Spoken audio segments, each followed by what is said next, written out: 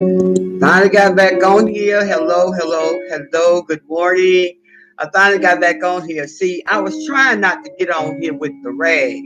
Okay, that's the reason why I went on and did it. What you call audio at first, but it would not. It just would not do right. I don't know why. It just kept on, just doing crazy stuff. So I just said, oh well, we'll see what happens. And so, anyway, I'm gonna be talking about this particular matter today. For us to really, really get a good look at where we are and to kind of share, what God is saying concerning these matters. So, I'm trying to invite a few people right now, and because it's really, really important that we talk about these matters, and most importantly, that we share this. Because I find that people look at a lot of things, but they don't share it. And I believe that we should be evangelical about what we're doing. These lessons the Lord has given me for such a time as this, that we may be in a Titus 2 movement, that we may be able to reach those people who God has put in our hand. Because we as women, we all are going through something. And we need to know how to share information so that God can reach those people who God really want us to, minister to. And so I'm just saying this so that you can use this as a tool. Now, especially if you're a woman, you're a pastor, or you're a leader, I think it's very important that some of these that I've given over the course of these 10 days, that you would share these. Love you too, that you would share those. And so just bless you, Prophet Jerry, for being here. And I pray that you all will share, like I just got done saying. But Father, in the name of Jesus, as I was praying earlier on, God, as I was teaching earlier this morning about standing in the gap, my God, I'm praying, God, that are hearing me, those that are hearing me under the sound of my voice, by the power of the Spirit of God, that they would hear from heaven, that they would obey you, God. My God, I'm praying, God, that they will stand in the gap even now for those who are going through, God, with their flesh, for those who are going through, God, with this storm, God. I pray, God, as we stand in the gap, my God, that you would have mercy. You said that one would pray. I am praying. I am standing in the gap, and I pray that those that are hearing me, God, that every family member represented in their home, that they too will stand in the gap, Father, not only for the southeast region of South Carolina, God, but we're praying, God, for those in regions in our own city, my God, who are suffering from trauma of the storms, my God. We're praying, God, for you to have mercy on every level concerning family, concerning flesh, concerning finances, concerning needs, God, in the ministry. We're just standing, saying thank you in advance, my God. Yes, God. And so I just thank you for joining me. I want to jump right into this lesson. This is lesson 10. If you cannot stay on here, I'm going to set the clock for 20 minutes. But I do want to say this, that I need you to please do your very, very best not to ask me questions while I'm going, because I want to stay focused. But the other thing I want you to do is please ask me questions after this 20 minutes. I want you to please type in any question that you have. Because we listen to a lot of things, we don't have a lot of prayer line, but we don't ask no questions. And sometimes, we as teachers, we go on and on, and we don't leave room for questions. I'm trying to make sure that you can be interactive with me, that you would ask me any question you want. Amen. I need you to keep interceding for me. I need you to continue to pray for Sandy. As I said on September 6th, everybody know my story.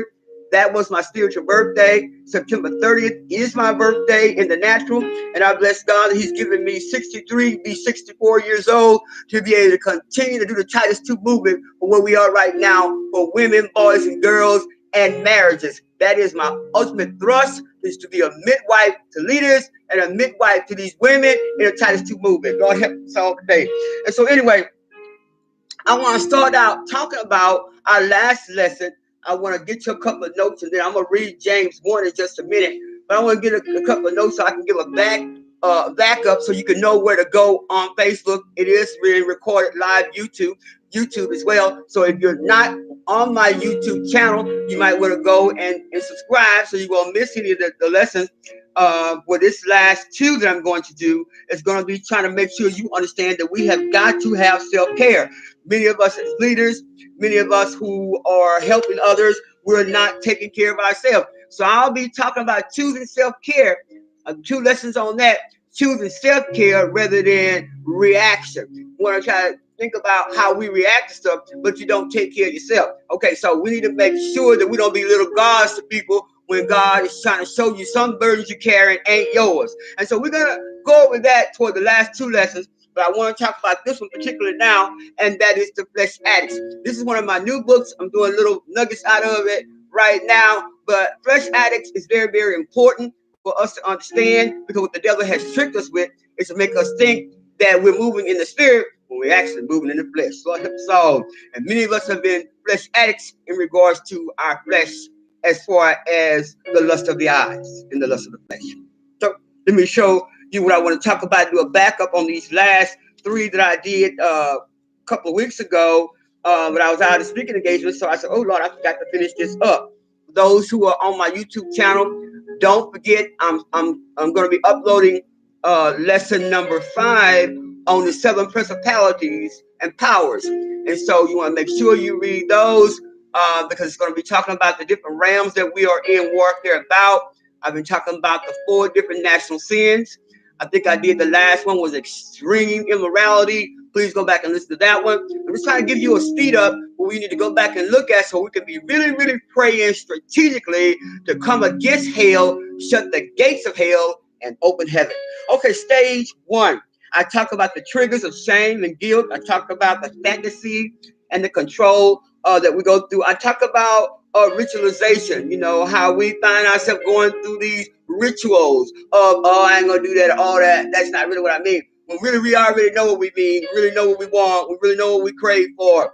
And so I want to now talk about stage 4, and I'm gonna get into stage 5 and 6 to close this out. And hopefully I can open up to give me any questions. Now, women, as women leaders, those who are dealing with young girls, those who have women ministries, those who are in women ministry auxiliaries, I think they should be listening to these that I've done over these past 9 days up to this 10th day, and then talking about self-care, so you know not only to try to talk to them about what they're doing, but now how to take care of themselves. And so very, very important this last day as the Titus 2 movement. Amen. So let's get into what I wanted to read in regards to James 1 after I give you my devotion. I thought it was so timely for today in regards to this message. It says, what does he want for us this afternoon, this morning, this breath that we breathe, tomorrow morning, or next week? Well, his plans for us are clearly set forth. I have plans for you, my son, my daughter. God says, and they are great plans. Each new dawn, it's as if he smiles from heaven saying, hope again, hope again. Yes. And guess what he's saying to that? I know the plans that I have for you.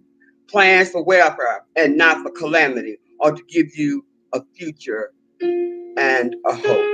You know, I think it's important that we think about the plans that God has for us. Many of us don't think God got any good plans for us. Many of us are so stuck in rejection and fear of rejection and so much pain from our past, we just stay like that. Hi, Priscilla. How you doing? Hi, Barbara. And so let's jump into this piece that I'm going to read from James 1. And then I'm going to share a message that's talked about that when pain comes, we think that God is the author of all pain. Some pain he is, some that we have falsely have burdens or have been deceived that it's God's will for us to do a thing or be with somebody. So therefore, we're in pain. But pain is in some fashion good, because what it does, it takes what's out of us that has no business there. Amen. And so James 1:12 says, blessed is the man, trying to find my towel.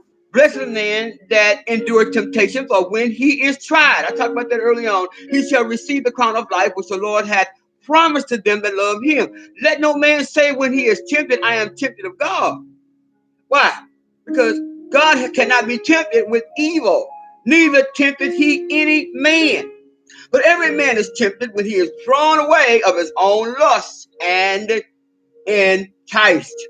And so this word enticed in this text is meaning that when they're trapped, many of us are trapped in these flesh addict positions because what we have desired of our flesh, and so we suffer that thing because for that reason. And so he says on in here, then when lust hath conceived, it bringeth forth sin, and sin, when it is finished, bringeth forth death. Do not err. He says, do not make no mistake, my beloved brethren. Every good gift and every perfect gift is from above, and cometh down from the Father of lights, whom is no variableness, neither shadow of turning. I'm going to stop right there, which is so important to know. God is light, and there's no in-between. There's no confusion about light. You turn the light on, you can see some light here. It's not darkness. You know, we're supposed to be piercing darkness with his marvelous light. But we need to continue to remember as we begin to pray and understand that we have to keep our loins girded. We have to keep praying that God will deliver us from evil. We are constantly praying that prayer. Lord, deliver me from evil. You know, thy kingdom come and thy will be done. And so when we do that, that encompasses all of our lives and all of us. And so in this, I want to read this piece that we talked about in my last lesson about how we need to be emotionally fit for a relationship. Many of us are not emotionally fit for the relationship because we're still dealing with, hey, there go my baby girl is on here. Love you. Many of us are still dealing with a whole lot of backlash from our past. Remember, I talked about we operate out of pain. We get relationship out of pain, past pain. And so when we think about that, we're basing everything out of two common-based emotional traumas that we all are dealing with. You know, and those have to do with those issues of our flesh. Those have to do with those issues of our fear and pain of fear of rejection, which is going to cause a pain. And so, but remember talking about those emotional fitness places, those three triggers that we have.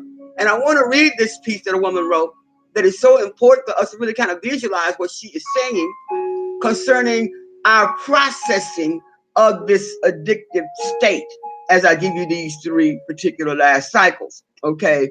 But these three triggers is love, which means it's pain-based love. Remember?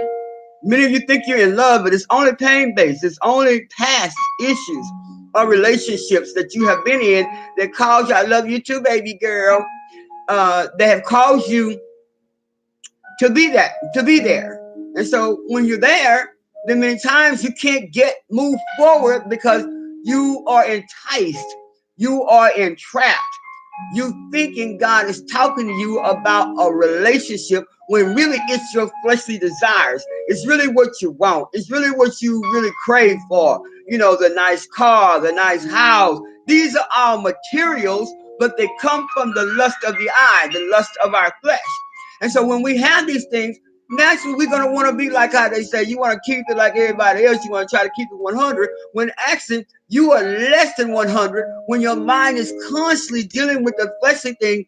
It's not even God's desire that we keep these things on our hearts and on our minds, because now you made them gods. You made them gods, and so he's a jealous God. And so these areas, love, you love what? You love the thing. You love the person more than God. Is something wrong with that? Hey, you hate situations about people. You know, people gonna be messy, people gonna have issues, but we need to look at our heartbeat concerning hate. Hate is why we have so much bloodshed even now. And then the third one was fear. Many people operate out of fear. Many people move and give their bodies away and do things for fear of rejection, fear of failure, fear of getting old and not getting married. Fear is a big issue, and I won't get on that one now. But now let's talk about what this girl wrote. I think it's really important. She wrote, let me tell you a minute, I got 9 minutes. She wrote, in one way or another, we all are hurting. She said, everybody's in the same boat. Even the laughing, happy-looking, go-lucky people, blessed and highly favored, look like they got it all, you know, going on. But yet they're hurting. She said they try to hide their hurt by drinking and joking all the time and laughing and doing stuff. But yet they go home, they hit their pillow and they cry because they feel lonely, they feel rejected. They grab that pillow at night. They weep all through the night. When will I get a husband? When will I get a wife? You know, when will this end? What have I done to deserve this? They got all the fine car. They got all the fine house. You know, they got all these friends. But yet They still are hurting. They still feel empty. They still trying to figure out, why have I gratified my flesh? Why have I been so addicted to all these things, but yet I'm hurting? Go talk to somebody. And then so who hurts? The parents, the prodigal sons and daughters. Yeah, we hurt. When our children go astray, we hurt. It goes on to say the abandoned wife who was rejected by her husband, or the abandoned husband who was rejected by the wife, the first lady who was rejected by the women in the church, and so on. Or left them for another woman, or left them for the issue even in the church. And so when we have situations with people who may have lost a loved one, who have lost a family member, who have lost their wife or lost their parents, even the children lose security today, they lose that. Remember, I talked about the 4 necessary types of emotions that we all have, and security is one of them. This is why a lot of women try to look for some man to give them that desire that they want of security in the emotional realm. They're not emotionally fit, like I said. So they look for a man to fulfill that by being in the bed with them. They feel secure. They're there, But actually, many of them are flesh addicts, and they're not in the realm of where God would have them to be. So they miss God, and they wind up looking over at the person and try to figure out, how in the world did I get here? Well, because our flesh drove us there. I talked about that in James. We are enticed for the things that we want to gratify our flesh. She goes on to say, others suffer illness, cancer, heart problems, a whole host of types of diseases that we can't even name here. To be told by a doctor one day, you walk in for one thing, you come out with a whole nother list of things that now you got to talk to God about. Now you learn how to fast. Now you learn how to pray, because your mind been so flesh-driven. Now you say, God, help me. Goes on to say, your cancer or the issue that is so terrifying, yet maybe someone in your life in some fashion have experienced something that we say is greater than us. I look at my face and I go, my God, Lord, what manner of God is this? But then when I look at other people, such as those who have lost their homes, lost loved ones in storms or murder or whatever, I think, God, this here is only a small thing. What about those who have lost their children? Children can't be found. Children being molested. Children that are being beaten, and marriages and violence, and the whole nine. What about them? Is that really, really greater than this? Yes, it is. As far as I'm concerned, I'm alive. And I'm not crazy. A whole bunch of people on the edge of insanity. She goes on to say, lovers break up, a boyfriend or a husband walks away from their children or their marriage. Women decide they don't want their marriage no more. They want to cheat on their spouses, or they just want to have a little fling to see, get some kind of excitement, to get some kind of feel, to get something to make them feel real, real love, a real, real touch, rather than a wham, bam, thank you, ma'am. Trampling over what was about beautiful relationships. Sometimes we find ourselves left and broken and wounded in heart. I know I'm talking about it. This goes on to say, and what about the unemployed? What about those who are hungry and homeless? What about the despondent ones whose dreams have been completely collapsed? You got the degree, you went to school, you got all these certificates, and you're still at Jack in the Box. You still can't find a job. You're still hurting. You're still trying to figure out, what about me? Here I am. I got a degree. I got the paper. And here I am shuffling papers on somebody's job. Why I went to school to be a doctor. Why I went to school to be a nurse. Why I went to school to have my own business. And I'm still shuffling papers. I know I'm talking to somebody. Goes on to talk about the alcoholic, people that are shut in, people that are in the prisons. It's true. And one way or another, we're all hurting. We're in prisons of our minds, or we're in prison in jail. We're in prisons of fraud. We're in prisons of needing to understand how we're going to find out how we're going to pay a bill. We're in prisons of trying to figure out how in the world we're going to keep this covered up. We don't want nobody else to know about our secret. We're just in prisons of our mind. I know I'm talking about. Everybody's going through something. But remember, it all starts with what's enticing you. Is the thing enticing you, or is it the Holy Spirit enticing you? That's what I want to get into today. And so every person carries some burden on their own. But we, as I talked about earlier on, we must be a gap nation. The Bible tells us in Ezekiel, he said, with one prayer. You know, so we got to be praying for one another. So let's jump into this lesson real quick. I only got 3 minutes left. I'm going to stop at the first one and give you an opportunity to talk back to me. If you don't have anything to say, then I'll finish out with the last two. And prayerfully, you will share this message. Let's talk about stage 4 of this cycle of these fleshly addictions that James is talking about, that many of us are not walking in holiness. Many of us have a form of godliness. Many of us say that we are blessed, highly favored, and anointed. But when we really, really think about it, when we really, really get a good thought about our flesh and what we really want our flesh to give us, because we are fleshly beings, and if we love God, we have him consuming this flesh, then we're going to come out of it. But sometimes we need lessons like this to help us to get to where we need to be. And that's why it's called Titus 2 movement. I want to ask you, Titus 2 woman, where art thou? If you are a preacher woman, where art thou in your Titus 2 movement? And we need to be talking about these things that are not very, how they say, commonly talked about, but we need to make sure that we bring them in common revelation so that people can get some spiritual, I say, impartation, so they can come out of the hell. Amen. The clutches of it. And here we go. Stage 4 is talking about the most non-sex addict part of this. They think that when they're in this particular cycle, rather than when I talk about in stage 3, where there's ritualization, the ultimate goal of this particular sexual addiction is because where this actual sex part has taken place, where the person has been in the bed with them, they've had multiple types of sex, or they feel like, oh, they really know how to turn me on. My husband or my boyfriend don't do it like you. When we're in this stage, what usually happens is this fleshly desire. A person now, they feel that because this person has given them this ecstasy of an orgasm, if you want to use that word candidly, that now everything they need is taking place in that moment. When in actuality, now they have this longing to possibly try to see how they can get these things out of their mind, because now it's really been used with nothing but for escapism anyway.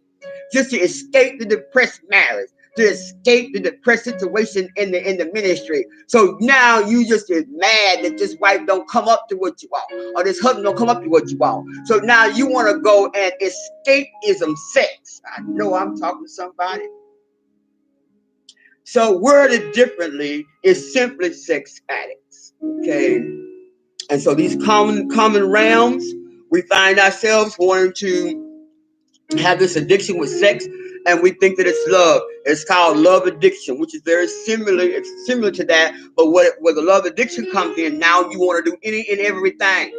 Okay, that's the horrible part about this. You'll show your breasts. We got kids that showing their breasts. We got women who are preachers, opening up their legs, taking pictures of their genitals, sending them out to preachers and sending them out to guys, just to say that's all you get. At least I'm not letting them touch me. The devil is crazy. I'm telling you right now, the devil wants to use that to get you to think that this is something that God has desired you to do, when it ain't nothing but the devil. And so when we're in this place, we find there's emotional discomfort. We find that because we had the pleasure of the orgasm, that all is well, when actually this orgasm has done nothing but put you on a deceptive ecstasy high to make it look like that this person is really who you're supposed to be with, that you've made a mistake. You married the wrong person, because now they're on the freaky deek like you. They'll do whatever, however, and whenever you want it. And this is the reason why many of us are in the shape we're in today. We're sick in our bodies. We got all kinds of diseases the doctor can't figure out, because you want to be a flesh addict. Let's just face it, like the lady said, we all are hurt about something. We all are going through something. What we got to face the matter is that we got to deal with, what am I doing with this cycle of addiction in my life? Remember, sex addict don't have to necessarily mean that you actually are doing a physical sex. Many of you are sex addicts just to show your body. Many of you are sex addicts to masturbate. We got to understand that your hands are filthy, but yet we'll get into church and say, I worship you, Lord. I praise you, Lord, with these filthy hands. And you know what you did with your hands, or that instrument, that toy last night. I know I'm talking to somebody, and you're watching me. I'm not scared of the devil. My assignment as apostle to make sure I keep it real. And most importantly, to make sure that I do the Titus 2 movement, because while others are sitting back trying to do this or that, we got girls, like I said earlier on in these messages, who's getting chlamydia in their mouth, oral sex they think is abstinence. And you think I'm going to sit back and do 100 women in red? The devil is a lie. Don't even invite me. We are in a time right now, we must do the Titus 2 movement. These babies are going through, and many of these women don't even know how to be parents. They're just having baby after baby after baby. And many of us are grandparents and have to take care of these babies. And so we got to know that we got to pray, stand the gap, and most importantly, open up our spirit to discern hell that's in these babies and cast it out by the power of the blood and the cross of Calvary. You better hear me. My grandbabies don't have a choice when they come around me. I got the oil, and I'm going to lay it on them, and I'm going to pray, regardless if they receive it or not. Why? Because I'm their grandmama. At some point, because hell already know that this gatekeeper right here is packing authority, my kingdom, it already know it may try to work, but it will not conquer. It will not take my grandbabies out. So what are you doing, Titus 2 woman? Where art thou? Let me go on stage 5. Here we go. Every time I try to talk calm on here, let me get a little water. Go on here. That's why I thought if I could just do it audio, then maybe I'd lay back and be calm in the bed and talk to you. Now I done got up now. And now I'm just wild. I hate the devil. I hate him. I hate it with the fiber of my being. And he knows it. This is why he has to try those who he know ain't playing with him. Why would he want to go to the world and harass them? He already got them. He got to work on that preacher woman, that preacher man, who is really making an impact. Because the one that he know ain't doing nothing playing, he ain't fooling with them. He just let them go and trap themselves. But the ones that are really, really trying to make the impact, none of us are 100, don't get twisted. But those who are really trying to make the impact, he want to bring lack. He want to try to make you sick. He want to try to make you lose and all that. But I be laughing going, you need to go ahead on and shoot your best shot. You know what? Because Abba already proven himself concerning me. If you weren't able to take me out with this, with a 12-gauge shotgun at close range, you know my daddy attacking power, and you have no authority over this body. Jesus is Lord completely, not partially, like some of us that say we love God, but yet we give our flesh over to certain things. And this is one of the things that we need to recognize. Our flesh are fighting many things. Our flight cookies 24/7. We all have some addiction in our lives, and we got to fight hell. And so we got to find strategy. And this stage 5 is the one that I tried to do, and that is called numbing. Now, it goes to another level concerning numbing. This stage 5. Stage 5 says when you're numbing, that means after you've already acted out, after you've already had the sex, after you attempted to distance yourself from that person, after you tried your best not to text him, not to call him, not to see him no more, been there, it's just something, she to say one more time. I know nobody want to hear this here. It's something draws you. It ain't nothing but the devil. That's why we got to pray, Lord, deliver me from evil. Yeah. And so there is a way that seemeth right unto a man. And so we have to pray that the Lord would distance you while you pray for that individual, while you pray for the situation. You know, many of the men and women who are going through marital difficulties or whatever, we find men who are tripping out on their wife or wives tripping out on their husband because they, for whatever reason, rather than praying for one another, standing in the gap, they'd rather go and try to see if they can try somebody else on besides or see how it feels over there when they come back packing diseases. And many times the one that they bring the diseases to, they get critically ill and die while they still walking around with that hell. Lord help us out. So we got to understand this is not something that we can just do anymore, because God is allowing even the condom not to work no more. I know I'm talking to somebody. Even the condoms ain't gonna work no more. I don't care what kind you got. I don't care what cream you use or what pill you take. It ain't gonna work.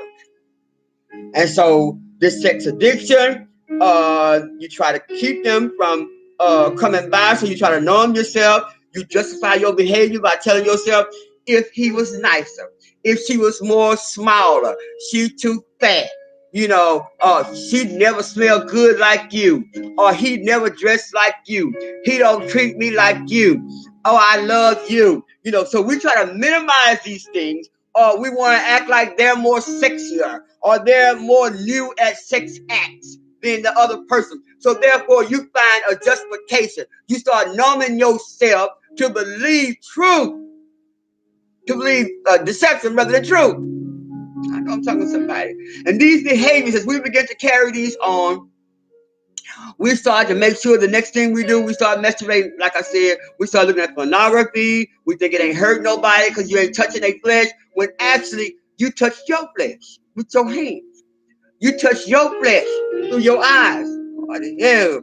And so you think it ain't no big deal. These are spiritual matters.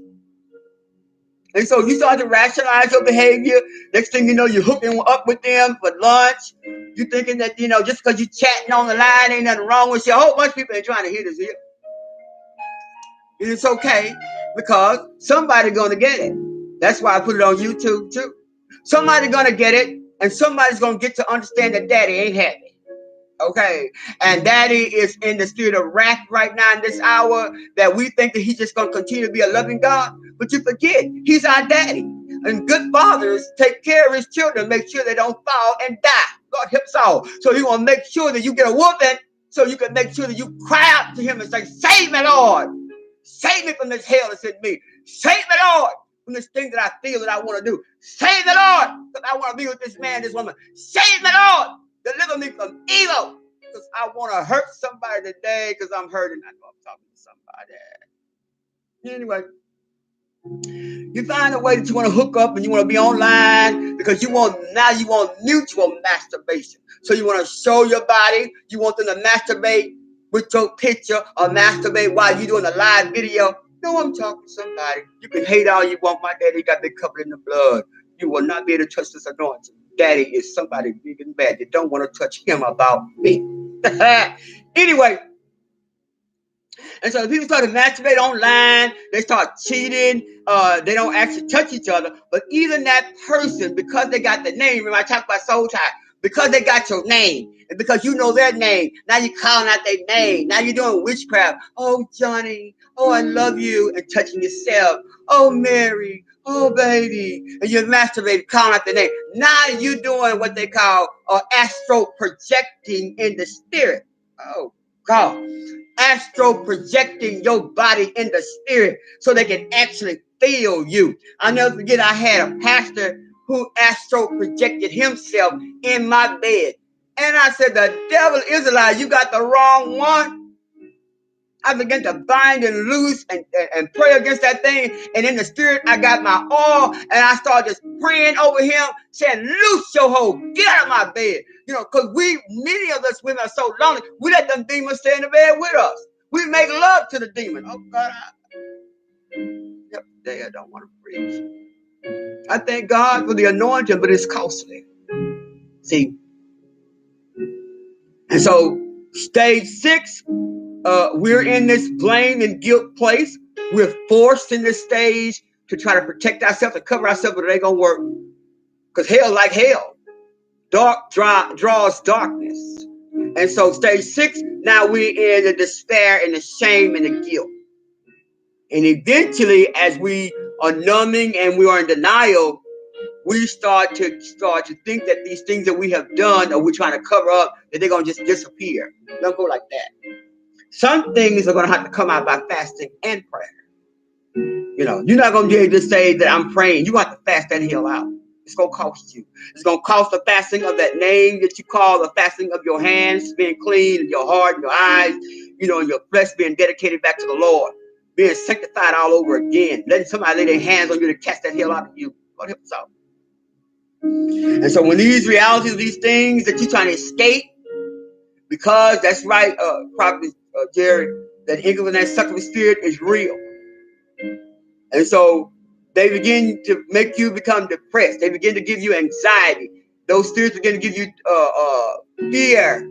to think that it's something you're doing when actually you don't realize that you have introduced it into your bedroom, introduced it into your house. I don't care if you just told them, come over and have coffee with you. You already know what they really want. You already know they really want to sleep with you. You already know they really want to touch you. And you want to touch them. And so as you recall these things, these emotional discomforts, when you recall these experiences, these triggers, when you see these addictions that are coming up on you, when they start to send you into this whirlwind of this cycle where you start to self-penetrate your own self or start self-perpetuating this sexual addiction that sends you this cycle over and over again, you need to think again about this thing, I'm telling you. And then number 7, the 7th part of this whole thing, I just gave you the 6 cycles. Now I'm giving you the 7th part of it that you got to look at is how are you going to intervene. Now I'm going to talk about that next week on part 1 and part 2 on how to make sure that you have, processing. And that is when you process something, you got to choose it. Because if you don't choose it, you can say, I'm going to do it all the way. You got to make a choice. You got to make a decision. You have self-care. You got to make a decision that you're not going to keep reacting to the hell. You're not keep reacting to what they've said or done. You're going to take care of you. That's the problem today. We want to try to see what we can do to everybody and go around and ring around the rosy about what I'm going through, the crisis I'm going through. I'm depressed. I lost. They hurt me. I read that in the very beginning. Go back and listen to this tape. Rewind. We all are going through some kind of hell. All you got to do is think about what level of hell am I on and how did I get here? Some of us may not even know because we have not really been praying strategically. We've allowed hell to come in our homes and our lives for whatever flesh addiction that you may be suffering from. Anyway, so however, we got to move forward. We got to look at these fantasies. We got to look at these areas where we've got shame and blame and guilt. We got to look at the depression. We got to look at how we're trying to roll it and follow it and be like everybody else. We got to look at what am I doing to try to make sure that I be with like them. That's causing me this pain. It's causing me this shame. It's causing me in these cycles, of my flesh. I know I'm talking to somebody. To act out sexually, and not just act out sexually, but also in your physical realm, health-wise. Too many of you thinking that because you are a saint or that you are a preacher woman or a preacher man, that, as long as you're doing oral sex, everything is all right because you're not actually penetrating. Lord, help us all today. Did she say that? Yes. I'm going to say more next week because I am a Titus 2 woman. I'm not afraid of the devil. People are dying while you try to be cute and dying while you try to be intellectual. I'm trying to make sure you understand. My God, help us today. That we're in the season of doubt. So I always tell people if I don't do nothing else, I don't care who clicked on it. I don't care who gave me a like or not. My ultimate decision was to obey God and not the devil. I don't care what the devil is saying. I don't care what the devil is doing. My responsibility is to sound the alarm. And my question to you is, are you going to compromise or are you going to suffer the consequences of your flesh? So I'm opening the call up now for any questions, any comments, so that I can get off of here. It is on YouTube Live as well. So if you're not one of my YouTube followers, I'm asking you to please go on and click on subscribe, because some stuff I don't do on here. I do strictly on YouTube, so you don't want to miss the YouTube sessions that I have on there, and it's called Sessions, the number 2, Real. SESSIONS, the number 2, Real. Sessions 2 Real. And I got I don't know how many videos out there, but I'm sure it'll be able to hit you somewhere. You definitely want to listen to the one on incubus and succubus that I talked about. Amen. Okay. So any questions? Okay. Hi there, Minister Cynthia and Evangelist Barbara. Hi there, Prophet Regina. I said hello to Prophet Jerry already. And everybody else that came on here. Y'all, please share this message. Please share it. Remember, you're not helping me. You're helping Abba build kingdom and lives. Especially if you're a woman, you ought to want to do a Titus 2 movement. You ought to comment and let them know I'm in agreement for God to help a sister out. God help us all. And a brother. No question? Hi there. So on next week, again, I'll be talking about choosing self-care. And not reaction. Not for you to react. We need to look at how am I going to take care of me first. Many of you have been little gods in people's lives too much. Many of you are carrying false burdens. And we got to talk about where am I? What is God doing about me? These lessons may be long, and thank God we got video. You can rewind and go back and forth and pick up the meat of the matter. I'm going to say what Daddy says, and then all you have to do is hear the sound. So you can make sure that you can make a choice that you're going to either suffer you're going to compromise or suffer the consequences. Amen. And Cynthia K. Anderson says, I am in agreement. The devil is so subtle. Yes, he is. And stupid and elusive.